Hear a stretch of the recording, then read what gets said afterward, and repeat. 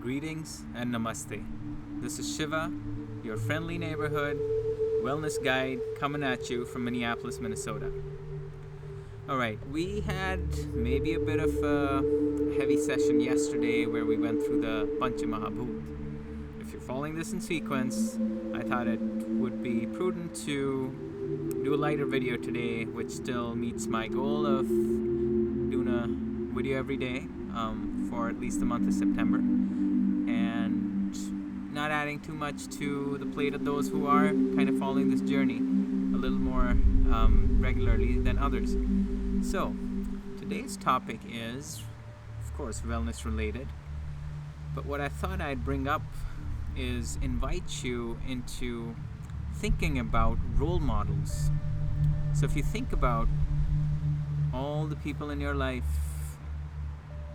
I'd suggest starting with people you have had an opportunity to witness at fairly close quarters or have met on a regular basis.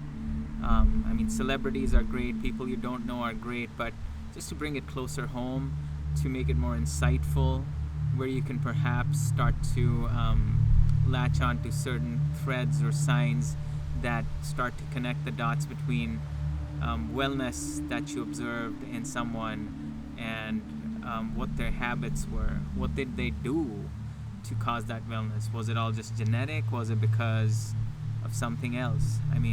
I think we all can come up with some examples of people who've done a lot of injustice to their bodies, who haven't necessarily, lived a pure life. They've maybe been smoking, drinking more than they should, not working out, but yet they seemed well, at least physically healthy.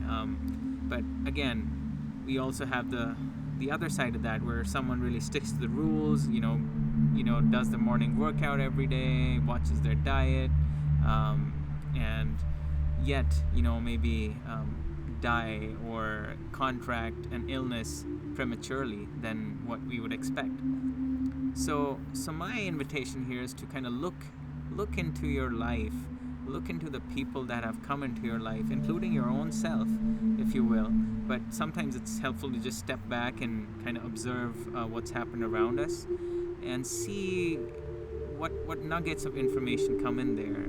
What habits did some of these people have that seem to display good all-round wellness, good emotional perception, good intellectual acuity, good, physical endurance and strength, and, also maybe spiritually uplifted. Basically, when a person like this comes into the room, they have an aura that automatically almost lifts the whole room up, because their cup is so full inside, it's basically overflowing, and one can't help but bathe in it. So, point number one, if you do have such company that is close at hand, COVID times notwithstanding, I guess, try to soak a little more in that company, in a safe manner, or whatever is logistically feasible at this point in time in the pandemic. But think about what these people have done or are doing or continue to do to foster that wellness, and a lot of nuggets will start to come. For example, one of the key models in my life for wellness is my maternal grandpa, who lived till till the ripe age of 94, basically. And it was only in his last years when things like dementia and Parkinson's started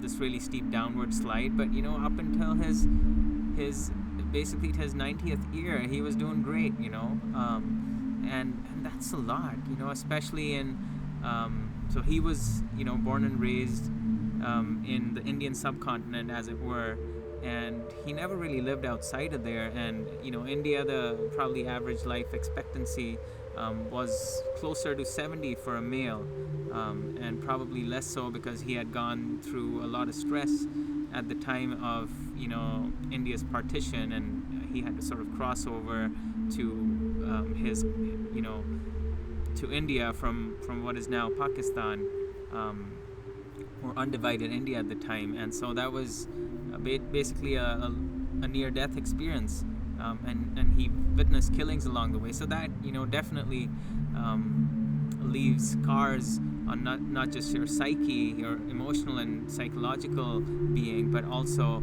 it shortens your physical lifespan in a sense, because it's just this extreme stress that you have to go through. But hats off to him.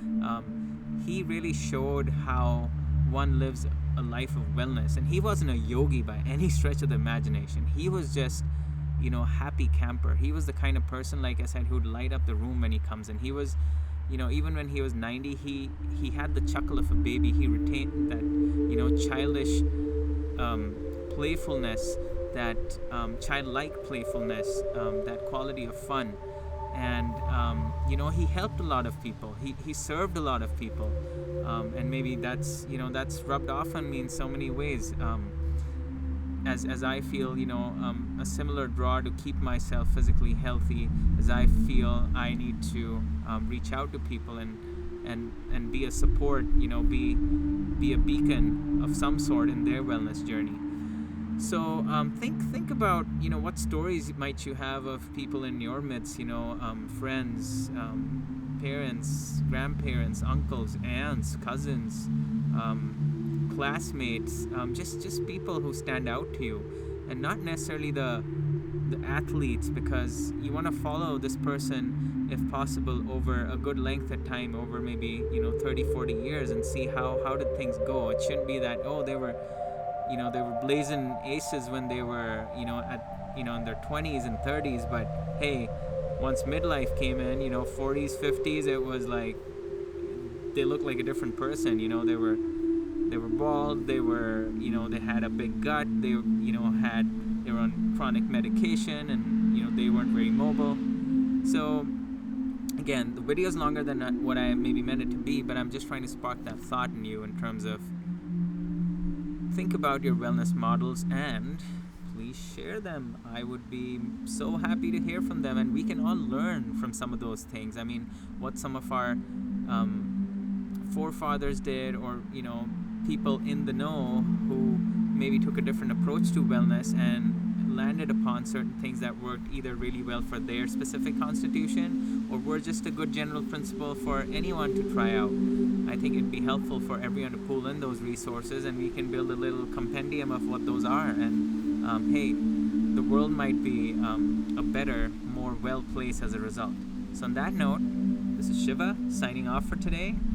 We'll see you tomorrow.